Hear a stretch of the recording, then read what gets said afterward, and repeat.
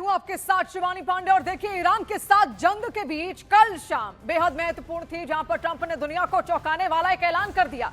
उन्होंने दावा किया कि पूरे 5 दिन तक ईरान पर हमले रोके जाएंगे। और तो और ये भी दावा किया गया कि बातचीत में बड़ी सहमति बन चुकी है, लेकिन बाद में ईरान ने सहमति वाले दावे से इनकार कर दिया।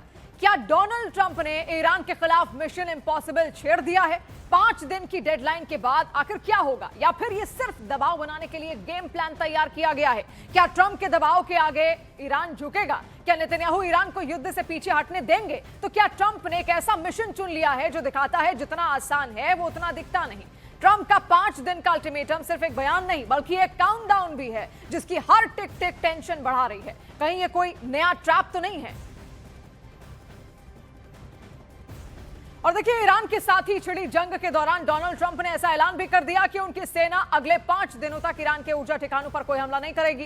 ट्रंप के मुताबिक ईरान और अमेरिका दोनों ही समझौता करना चाहते हैं और इस दिशा में कई अहम बिंदुओं पर बातचीत भी हुई और सहमति भी बन गई। ट्रंप ने पत्रकारों के सवालों का जवाब देते हुए बताया कि उनकी ईरान के एक सम्मानित नेता से फोन पर बातचीत हुई है। 2 बार ये बातचीत हुई है। हालांकि ट्रंप ने ईरान के उस नेता का कोई नाम पत्रकारों को नहीं बताया। ट्रंप ने यह भी चेतावनी दी कि आगे की बातचीत सफल नहीं हुई तो ईरान पर हमले जारी रहेंगे। हालांकि ईरान ने ट्रंप के साथ जंग के दौरान इस तरह की किसी भी बातचीत से साफ इनकार कर दिया है।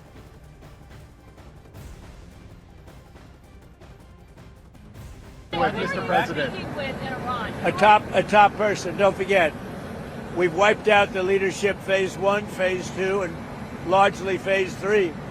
But we're dealing with the man who I believe is the most respected and the leader. It's a little tough. We've wiped out everybody. Is that the Supreme Leader? No, not the Supreme Leader. So We don't. not much talk. Well, nobody heard of the second Supreme Leader, the son. तो फिलहाल 5 दिन का war break है, जैसा Trump ने कहा, और उनके बयान का असर दिखना भी अब शुरू हो चुका है, जहां पर दुनिया भर के शेयर बाजारों में जबरदस्त तेजी आई है। कच्चे तेल की कीमतें अचानक से नीचे गिरी हैं और इन सबके बीच ट्रंप ने ऐलान किया कि अगले 5 दिन तक ईरान के पावर प्लांट पर हमले नहीं किए जाएंगे। लेकिन सबसे बड़ा सवाल यही है कि क्या हॉर्मुज स्ट्रेट खुलेगा? और क्या ट्रंप ने नेतन्याहू को विश्वास में लेकर युद्ध ब्रेक का ऐलान कर दिया है? क्योंकि नेतन्याहू बिल्कुल भी नहीं चाहेंगे कि ईरान को हराए बिना युद्ध बीच में ही रोक दिया जाए। इजराइल जो है वो ईरान को अपना दुश्मन नंबर 1 मानता है। ऐसे में सवाल उठता है कि क्या ट्रंप ने नेतन्याहू से बातचीत के बाद ही ईरान पर 5 दिन का ब्रेक लिया है या फिर नहीं?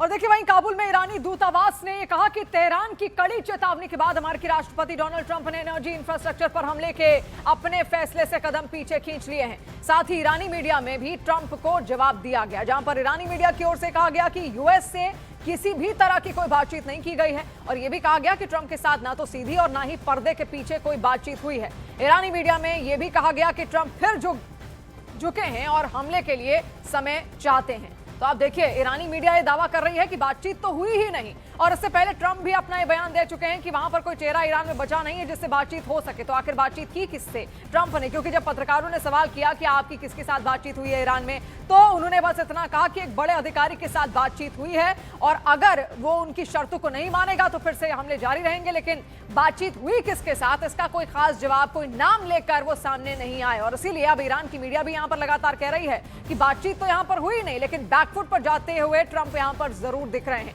और देखिए, अमेरिका में ऐसे हालात भी नहीं है कि युद्ध बहुत ज्यादा लंबा यहां पर खींचा जाए। एक तो मिड टर्म इलेक्शन है, इसके अलावा जितने भी एडवाइजरी काउंसिल है ट्रंप का, वो भी ट्रंप को यही कह रहा है कि वो अपने पैर अब पीछे खींच ले। और देखिए, भारत में ईरानी दूतावास का एक बड़ा बयान भी सामने आया, जहां पर ईरानी दूतावास का कहना है कि अमेरिका से कोई बातचीत हुई ही नहीं है। लोग हमलावरों को कड़ी सजा की मांग कर रहे हैं। ट्रंप की बातचीत के दावे फर्जी हैं। बातचीत का दावा बाजार में हेर फेर के लिए किया गया है। हमले के मसले पर पूरा देश एकजुट है। ये ईरानी दूतावास की ओर से यहां पर बयान जारी किया गया, जिसमें वो साफ कह रहे हैं कि कोई बातचीत हुई नहीं अमेरिका के साथ। और जितने भी हमलावर यहां पर हैं, इजराइल हो, अमेरिका हो, उनको कड़ी सजा की मांग वहां के लोग कर रहे हैं। यानी कि ईरान के लोग ट्रंप को कड़ी सजा की मांग कर रहे हैं। इसके अलावा ट्रंप की बातचीत के दावे फर्जी बताए गए हैं ईरानी दूतावास की ओर से। और ईरान ने यह भी कहा कि बातचीत का दावा बाजार में हेरफेर के लिए किया गया है। हमले के मसले पर पूरा देश एकजुट है। आपने देखा भी, ट्रंप के जब भी बयान सामने आते हैं तो जो शेयर मार्केट है, जो मार्केट है, वो फ्लक्चुएट होता हुआ यहां पर दिखता भी है। और इसीलिए अब कयास यही लगाए जा रहे हैं कि क्या मार्केट पर अपना असर छोड़ने के लिए ट्रंप की ओर से कहा गया, ये सब बयान दिए गए। सच्चाई क्या है इसको जानने की भी हम यहाँ पर कोशिश करेंगे, लेकिन आप देखिए जिस तरीके से लगातार अस्थिरता यहाँ पर बनी हुई है, सबसे बड़ा सवाल यही है कि वो अस्थिरता आखिर सुधरेगी कब, कब सब कुछ स्थिर होता हुआ यहाँ पर दिखेगा। और ट्रंप के ऐलान से लगा कि सीज फायर का फॉर्मूला देखिए निकल चुका है, लेकिन कुछ ही घंटे में ईरान ने इस दावे की हवा निकाल दी।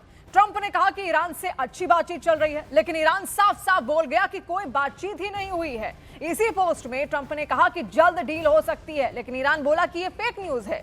अपने फॉर्मूले में ट्रंप ने कहा कि ईरान के तमाम एनर्जी सेंटर पर हमले रोक दिए, लेकिन ईरान ने इसे साइकोलॉजिकल गेम बताया। ट्रंप ने सबसे बड़ा ऐलान किया कि अगले 5 दिन के लिए हमले टाल रहे हैं, जबकि ईरान को यह सिर्फ नैरेटिव बनाने की कोशिश ही लगी है।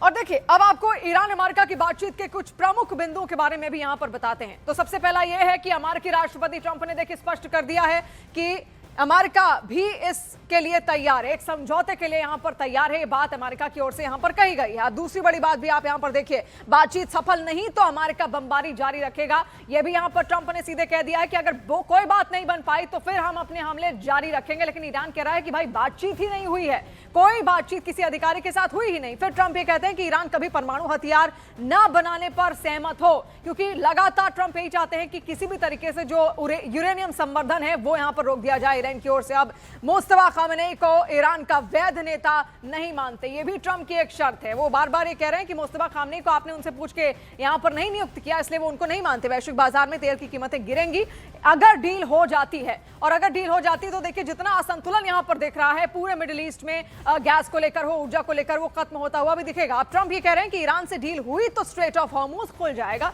जिससे तेल की आवाजाही बेहद आसान तरीके से हो पाएगी। फिर ईरानी अधिकारी के साथ कई मुद्दों पर सहमति बनी है, ये ट्रंप का दावा है, हालांकि इसकी कोई स्पष्ट पुष्टि नहीं की गई है। ट्रंप भी ये बार बार कह रहे हैं। और दूसरी तरफ हम आपको ये इसलिए बता रहे हैं क्योंकि ईरान का कहना है कि कोई बातचीत ही उनके साथ नहीं हुई है। और देखिए ट्रंप की 5 दिन की डेडलाइन के बावजूद हमले अब भी जारी हैं, और ईरान ने फिर से मिसाइल हमलों से जवाब भी दिया। ट्रंप ने ईरान से बातचीत की बात कही है, वहां पर बिजली प्लांट पर हमले टालने का दावा किया गया, लेकिन ईरान ने यह बता दिया कि ट्रंप उसे झांसा देना चाहते हैं, उसे फंसाना चाहते हैं, और ईरान इस झांसे में बिल्कुल भी नहीं आएगा। ईरान के रेवोल्यूशनरी गार्ड्स ने मिसाइल अटैक की 77वीं लहर जारी कर दी, और उसमें कई तरह की बैलिस्टिक मिसाइल इजरायल की तरफ दागी गई हैं।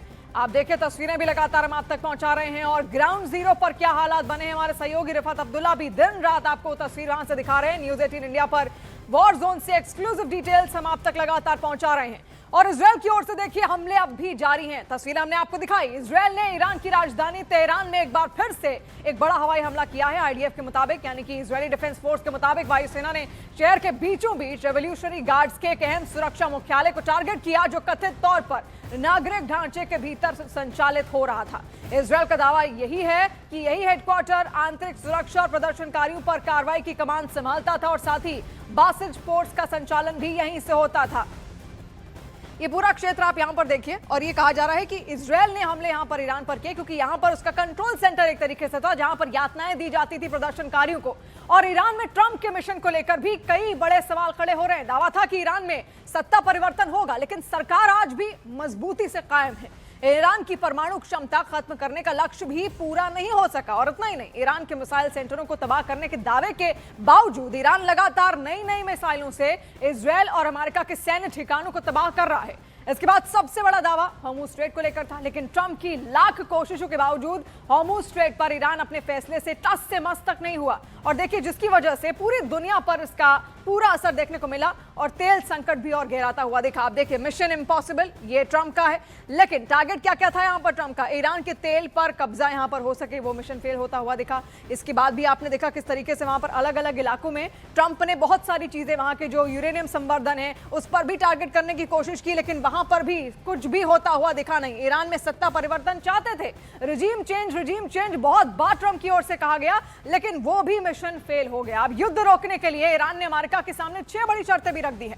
ईरान ने साफ साफ शब्दों में कह दिया है कि अगर तबाही को रोकना है तो अमेरिका पूरी तरह युद्ध को खत्म करे, इसके अलावा अब कोई प्रतीकात्मक युद्ध विराम नहीं होगा। ईरान ने अमेरिका के सामने 6 शर्तें रखी हैं। पहली शर्त, कोई अस्थायी या फिर प्रतीकात्मक युद्ध विराम नहीं, बल्कि युद्ध दोबारा न होने की पक्की गारंटी चाहिए। दूसरी शर्त, पूरे पश्चिम एशिया से अमेरिकी सैन्य ठिकानों को हटाया जाए।